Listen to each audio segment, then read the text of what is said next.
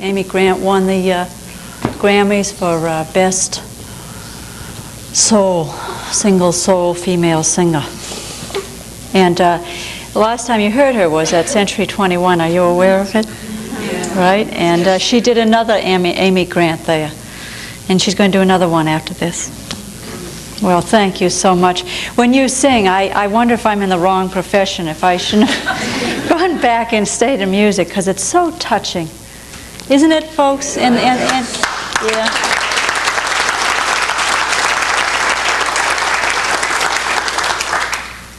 Music has such capacity to vibrate. The word just doesn't do it like music does. The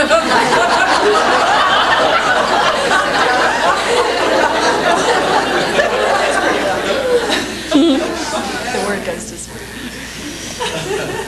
Well, I'll try the word.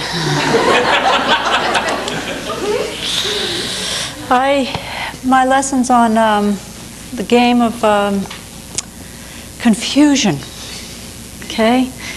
And you know that I've been doing some rather vital lessons. 2 weeks ago was the game of sabotage, and last week the game of self-aggrandizement. You seem to really like that one. And now confusion. Then next week there's another one, but I haven't thought about it, so I'll wait and find out what it's supposed to be. I want to start with a very famous piece of speaking in the play Hamlet by Shakespeare. I'm sure you all know it. And probably the last time you read this was in high school English, very much against your will. And I would like you to just relax and realize that you're not in high school English class, that this is a fresh opportunity, and this is really a classic bit of writing. And the reason it's classic is because it speaks to us. Hamlet at this point is dealing with a very deep issue, whether to take on killing another or not, and in the act of that, what that will mean with regard to his life. He is obviously confused. To be or not to be, that is the question. Whether 'tis nobler in the mind to suffer the slings and arrows of outrageous fortune, or to take arms against a sea of troubles, and by opposing end them, to die, to sleep no more, and by a sleep to say we end the heartache and the thousand natural shocks that flesh is heir to. 'Tis a consummation devoutly to be wished. To die, to sleep, perchance to dream, aye, there's the rub. For in that sleep of death what dreams may, when we have shuffled off this mortal coil, must give us pause. There's a respect that makes calamity of so long life. For who would bear the whips and scorns of the oppressor's wrong, the proud man's contumely, the pangs of despised love, the law's delay, the insolence of office and the spurns, that patient merit of the unworthy takes, when he himself might his quietus make with a bare bodkin? Who would fardels bear to grunt and sweat under a weary life, but that the dread of something after death, the undiscovered country from whose bourne no traveler returns, puzzles the will, makes us rather bear those ills we have than fly to others that we know not of? Thus conscience does make cowards of us all, and thus the native hue of resolution is sicklied o'er with a pale cast of thought. Hear that one again. And thus the native hue of resolution is sicklied o'er with a pale cast of thought. And enterprises of great pith and moment, with this regard their currents turn awry and lose the name of action. And with this regard, their currents turn awry and lose the name of action. The phrase is called to be or not to be. The issue is, who shall we be? The issue is the confusion of living here on earth. The issue is how we make resolution and then we move away from resolution to slide back to what we were. The issue is how our thoughts come down upon us and keep us from moving forward in the direction we intended to move in, and the abundant confusion that hangs thick around us because we can't seem to move forward with that whom we believe we are and whom we want to be. Does it register anywhere within you? Painful, isn't it? It makes me want to address the issue of why do we live in such confused states? What's behind that thing that hangs around us, that keeps us from light, from a certain amount of joy? Well, it seems to me that there are two basics here involved, and the first is that we experience confusion because we're afraid to take a position of right or wrong. And usually the reason we stay confused is because we're afraid to be wrong. We have some myth that if we move, if we take a position, if we make a statement, that we'll be wrong, or that we will come to rue the day. Isn't that the phrase? When we will mind that we did it. Take that in for a moment and become a part of it, and the recognition of what keeps me from moving forward, what keeps me in this stupor of gray confusion. It's almost like a bunch of atoms just hanging around. And what is coined within my breast, within my soul, within my thinking mechanism is that I believe if I speak the word, if I take the action, if I make the move, that I will be wrong. If you believed you would be right, you would never fail to move, and confusion has to do with the failure of making the move. So you sit in the sump. See, that's what's going on with Hamlet here.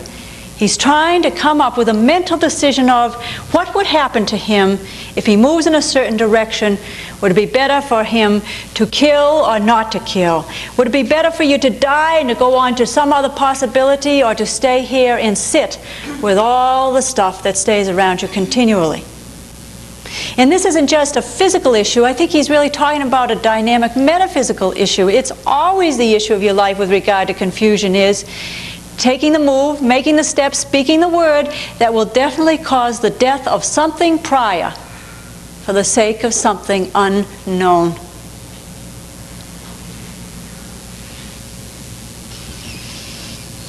And a part of all of this is that we not only think that we'll always be wrong, we must think we'll be wrong. We also seem to want our cake and eat it too. What we really want to do is be able to stay in both places at once. That's why adultery is such a powerful part of our society. Adultery is like a massive living out of our inner confusion and our unwillingness to make a decision and to live with the decision and let the chips fall where they will. So what do? We keep a mistress as well as a wife.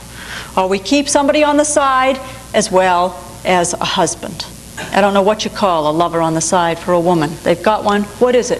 Mr. A mister.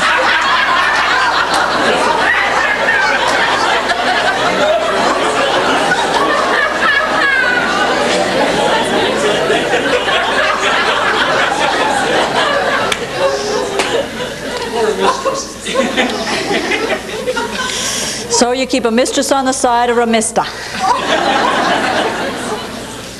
Can you see? I hope you can see that the way I'm looking at it, that sense of what that is really about externally. Unwillingness to make a commitment, to have chosen the wrong one, to live out one's life with, quote, the wrong one.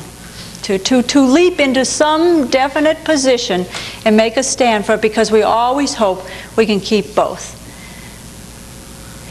I can bring it down to health, you know. What we'll do is we will live our life having a doctor who takes care of us through the knife and one who takes care of us through nutrition.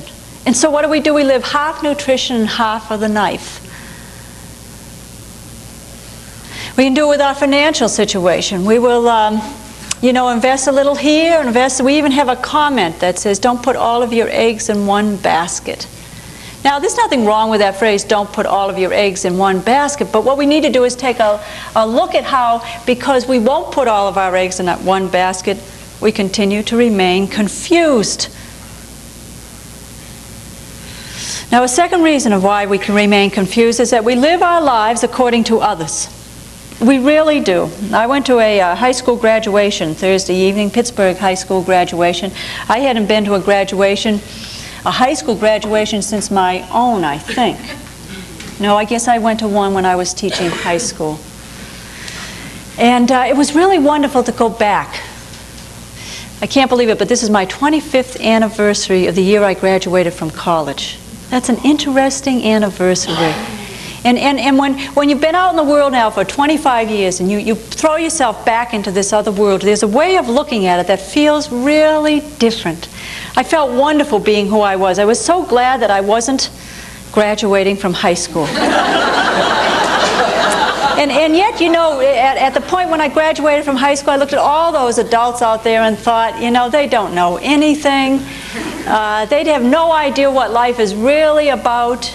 And I felt wonderful that I could sit there and think, God, I really do know what life is really about. And it's you guys who don't really know what life is. I'm way off on a tangent right now. But as I watched them, and it seemed as if I stepped out of my body and stepped into their lives, I've been caught up in adolescence recently and how few of us ever really leave adolescence. And what a big step it is to step out of adolescence and become an adult.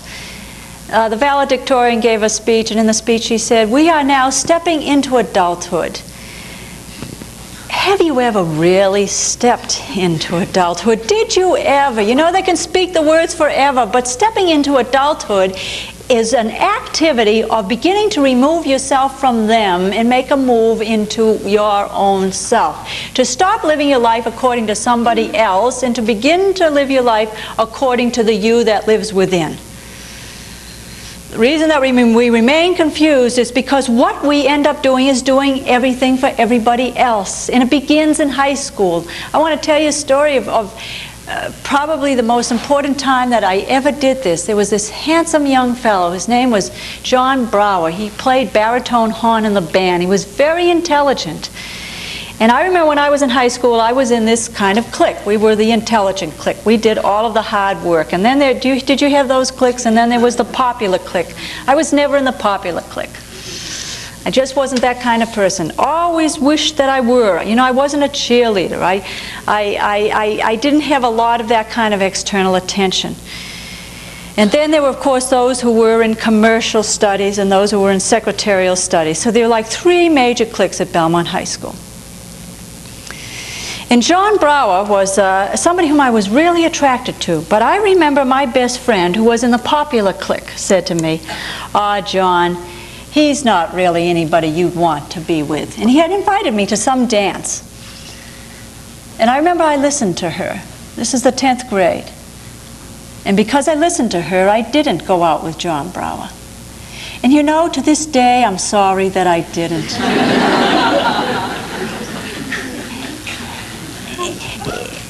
Maybe that's the only time in my life that I ever really gave my authority away and didn't somehow, somewhere take it back.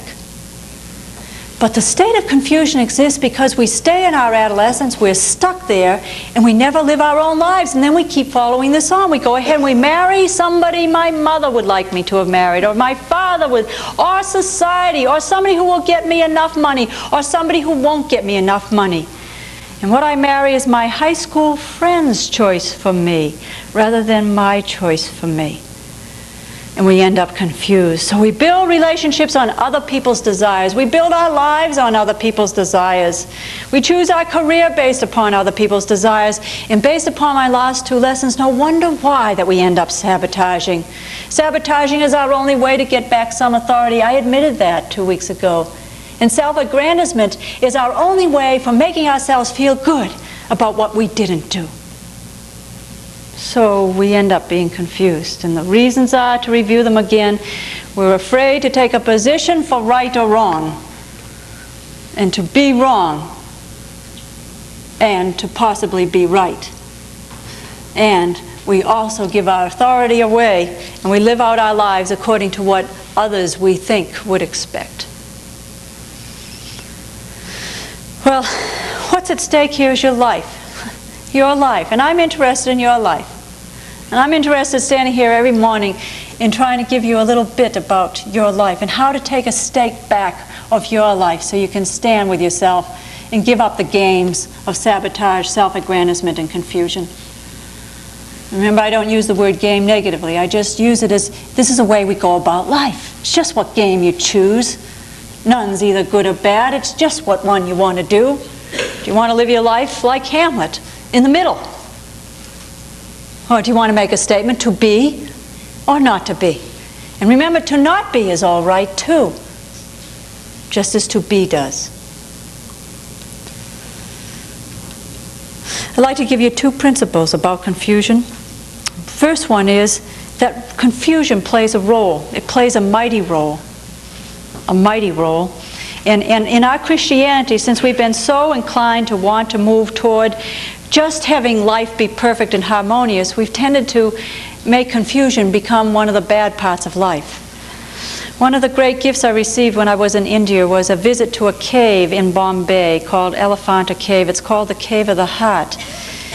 And the Cave of the Heart is a cave that was built out of one piece of rock. It's a magnificent thing to travel through. And in it we studied about the Hindu teaching about God. And the Hindu teaching of God is also a Trinity.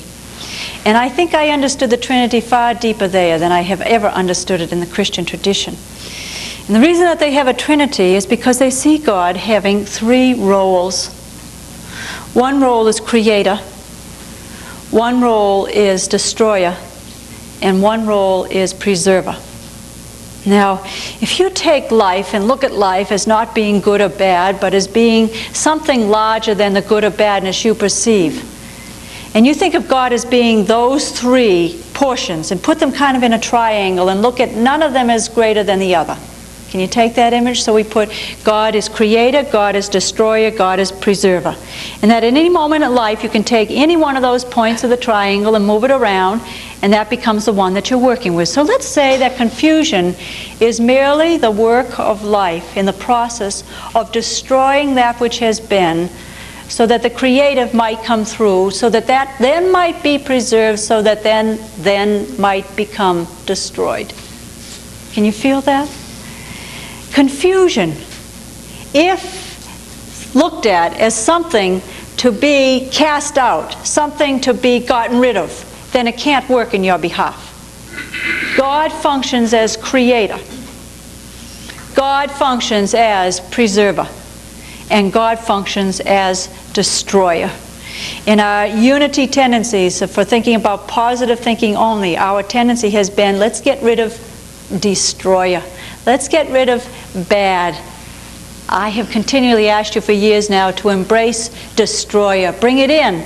Let it function in your life. And when confusion hits, instead of banging yourself because you are confused, give up the confusion to the destroying activity of the universe to allow it to work in your behalf because it's a part of God. Do you hear it? I'm not afraid of confusion anymore, just as I'm not afraid of darkness. I love that song that says, hello darkness, my old friend. Hello fear, my old friend. Hello confusion, my old friend. I recognize you as a part of the universe. If there's anything wonderful I learned in India, it was that everything fits. And of course I've been seeking to bring that into my system totally for years. But in India, you saw it so clearly. I wrote about it in Centerpoint, and one of the places where we saw the fittedness of all was when we got to the Ganges River. And when you are out in the Ganges River, you know, we had been warned that we would see bodies floating by on the Ganges River, and we got all kind of yucky inside. Who wants to see a dead body out rolling around a river? I mean, that was really our attitude, and we kind of laughed about it and said, well, we take pictures when we got to that point.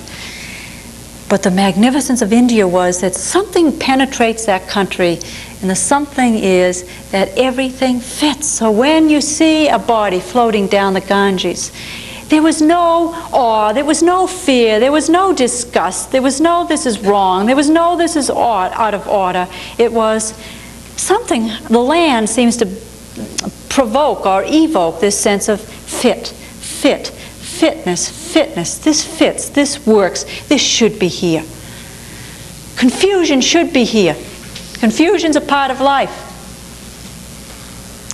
The only way you can ever suffocate in it is if you think that it isn't a part of life and you don't have a big enough understanding of Godness to see that God is creator, preserver, destroyer, creator, preserver, destroyer. And confusion comes to destroy. Are you with me? Or are you too hot? Huh?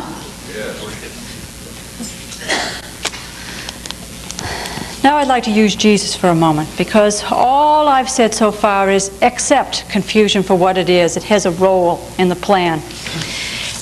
I haven't shared with you recently any of the writings of Jesus' temptation time, and I'd like to read those to you this morning. It's only 11 verses.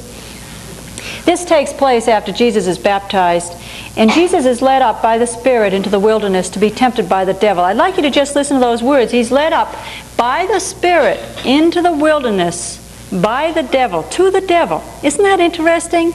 When we enter into confusion, we think this is wrong, this is out of order, but it is the Spirit that leads us into the wilderness, to the devil, to be tempted, to see where do you stand? How will you function? Where will you move? How do you take this one on?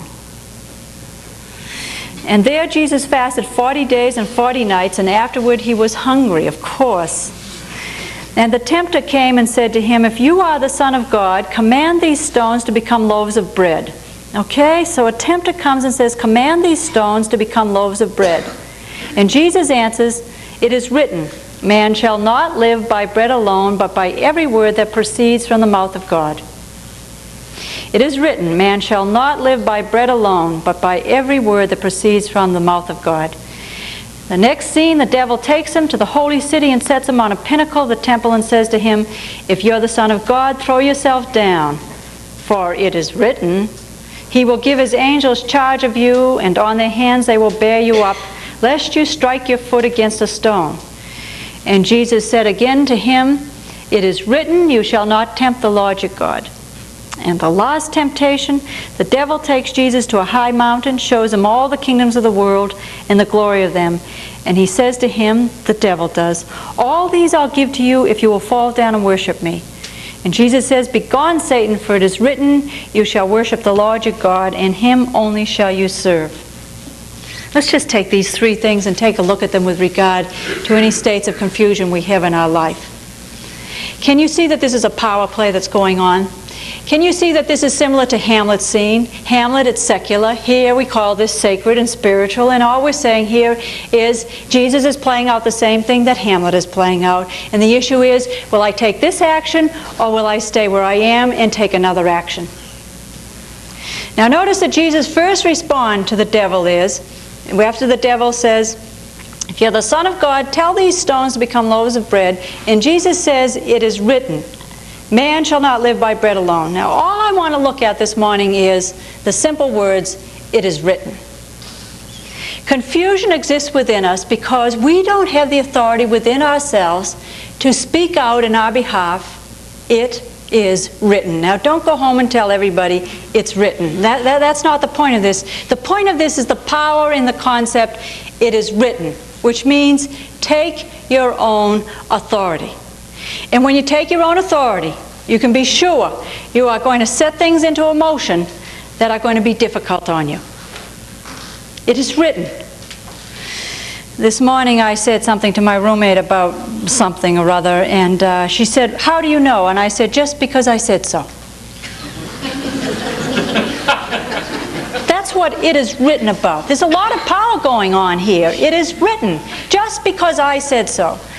Joe had an interesting dream last evening about giving birth to a child, and we talked about it as I got ready to come in this morning.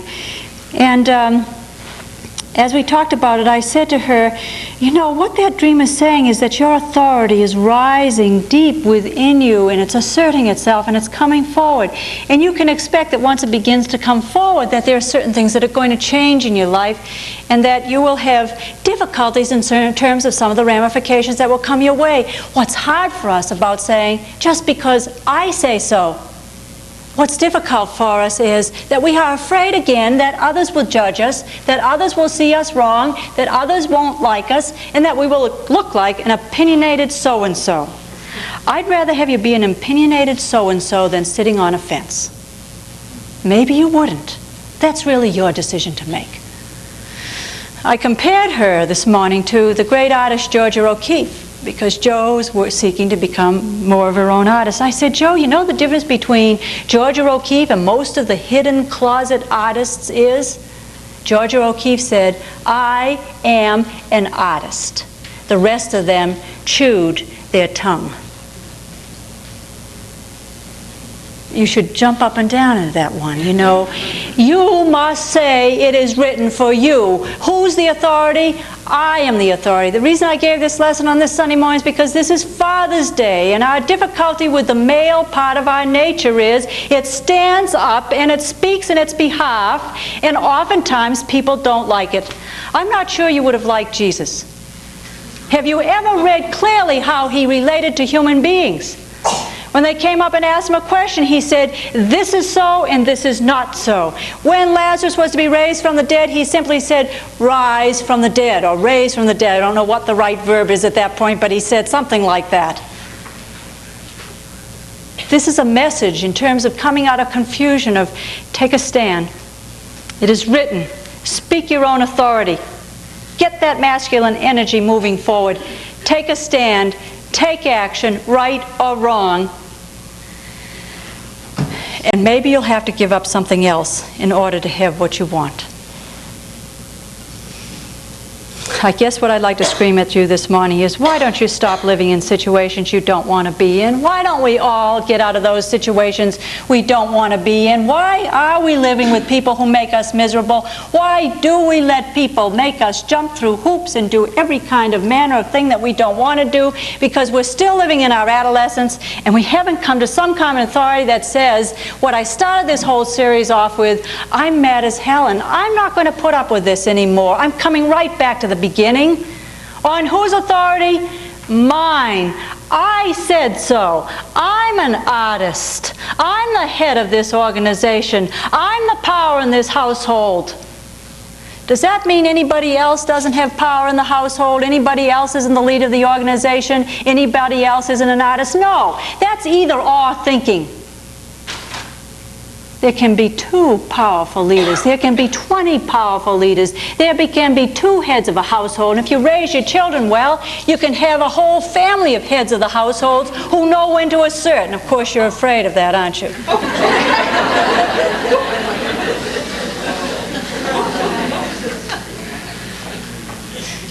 There's a possible way of living like that. It is written. It is written. I say so. I'm moving forward. I'm tired of trying to live in 2 beds. I want to live in one. I'll have to get out of another. I'll use my authority. The only reason that Moses was ever able to take the people out of Egypt was because he heard God say, when asked the question, you've heard it time and again this place, and who's the authority? God said, I am. We've all thought that there was some mysterious crown of glory coming out of the sky with white lights on and everything. It isn't. It's just you saying, I am. Enough of that? Let's look at the next phrase. Look at what clever old devil does. I just love the devil because it's a clever part of us. You see, the devil's learning from Jesus too. So in the next phrase, when the devil takes him to a holy city and says, if you are the Son of God, throw yourself down, and then he uses these words, for it is written. Good.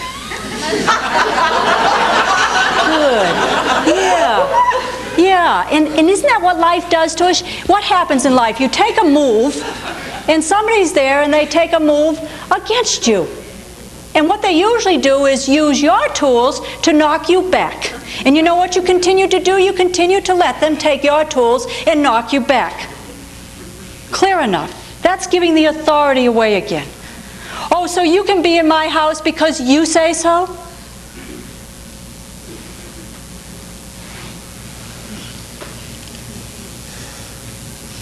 What this is saying, I think, and Jesus comes back and says, again it is written, you shall not tempt the Lord your God. You know what he's saying here? He's saying, don't tempt a decision already made. The greatest difficulty about confusion is this. Look, it's doing this, and then this, and then this, and then this. This is, look, to be or not to be, to be. I know it looks stupid. Why do you think I'm doing this up here? To not to be, to not to be. Somebody's got to step out there and say, here, not there, here. And if you want to use Boston, say here. Makes it last longer. Thou Thou shalt not tempt the Lord thy God. I've made a decision. And this is even within yourself, even within yourself. Don't you hear the monsters come up and say, oh, well, maybe that wasn't such a good decision.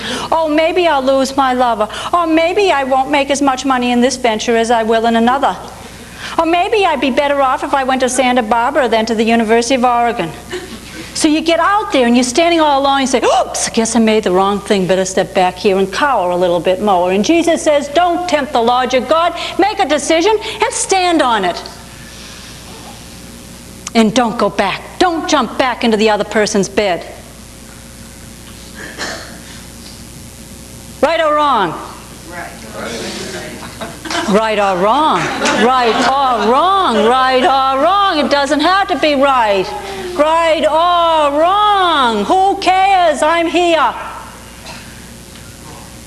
Wrong.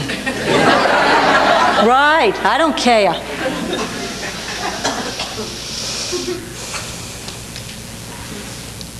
And the last one says, after Jesus now has been tempted by the devil again, the third time, and the devil now says to him, all these, after showing this magnificent area to view, all these I will give you if you will fall down and worship me. And Jesus says, begone, Satan, for it is written, you shall worship the Lord your God, and him only shall you serve. You shall worship the Lord your God, and him only shall you serve. Well, folks, I've just given a very practical message, and now I'd like to give the oomph of the spiritual. Up to now, I've been talking psychological stuff, trying to get your energy behind that. This week I made a major decision in my life. It had to do with our new building venture. And I made a decision that I was no longer supportive of our having both this place and the new place that we're moving to. I'd like you to know how I came to it, because I think it's probably the best model that can come through me to share it with you. I'm a pretty opinionated woman. Yeah, I really am. You come up and you ask me something, I'll tell you. You're Sagittarian, I don't know. I'm not totally liked. I'm not totally hated. It's funny that a person who is so clear and direct about life has such an equal amount of plus and minus from the outside world. Maybe that's the way it works. I don't know. I'm way beyond worrying about that one. But when an issue bumps into my life where it might create confusion, I'll tell you what I do with it. I sit with it. I don't sit on it. I sit with it. I don't worry about it. If somebody says, are you worrying about that? That's not my answer. That doesn't feel like worry. It feels like I'm sitting alongside this thing. If I were Hamlet, the way I would handle this would be, I'll sit with this decision. I'm not going to do a thing about it. I'm going to sit with it. But I'd like you to know how I sit with it. I sit with it by holding it in my heart as an awareness of something that must become activated upon. Can you feel that? That's very important to me, that you can feel that. So I carry it like a precious egg within me. I don't think about it. If you would ask me what am I thinking about, I'm not thinking. Now let me tell you why I can do that. I can do that because I love the Lord my God with all my heart and all my soul and all my mind, and I practice that. So I've given my trust away. I've taken it out of my brain and I've given it to God. Do you know why I can do that? Because from the time I was 6, my mother taught me a very great principle. And the principle is, God knows. She said it to me all the time, God knows.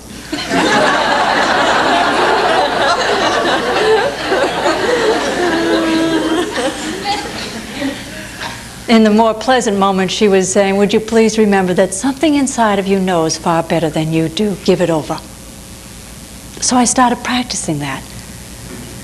So when I have a very great decision to make and I feel as if I'm confused, what I do is I try to give it away. I don't not act. I act very consciously. I'm sitting with this friend that needs a decision made, and the friend is in the hands of God. What does that mean? That means I have within me a wisdom center. So do you. I took you there in the meditation this morning. I'm always alarmed when people say, I don't know what to do. And I look at them and I say, don't you know that you have all wisdom within you? And they look at me with this big question mark, like I haven't been around here teaching for 15 years. You have a wisdom center.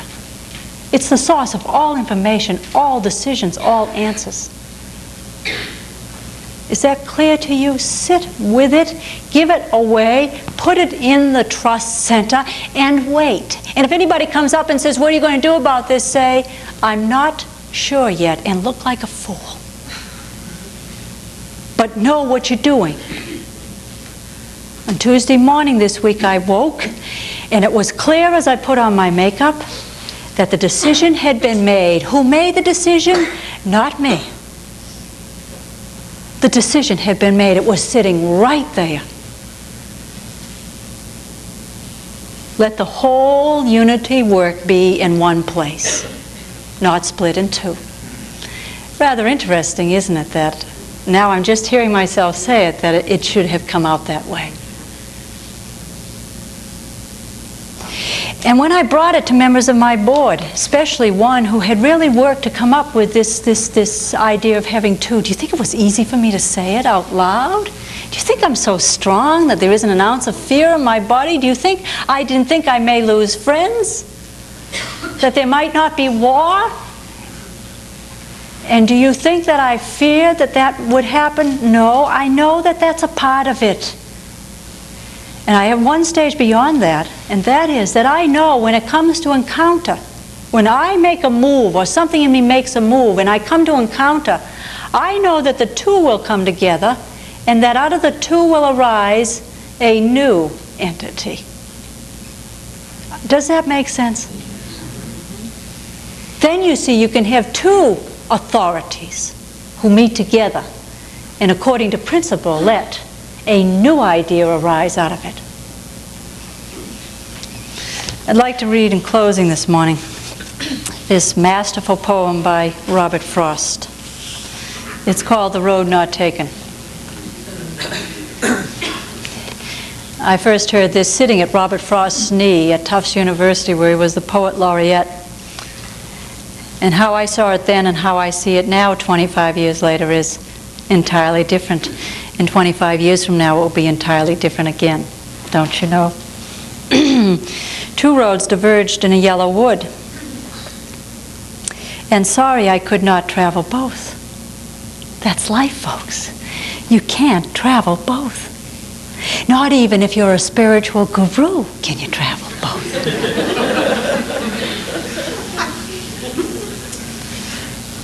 And sorry I could not travel both and be one traveler. Long I stood and looked down one as far as I could to where it bent in the undergrowth. Then took the other, as just as fair, and having perhaps the better claim because it was grassy and wanted wear. It's a sweet line. Though as for that, the passing there had worn them really about the same. And both that morning equally lay in leaves no step had trodden black. Oh, I kept the first for another day. Yet knowing how way leads on to way, I doubted if I should ever come back. And you can't. I shall be telling this with a sigh somewhere ages and ages hence. Two roads diverged in a wood, and I took the one less traveled by, and that has made all the difference.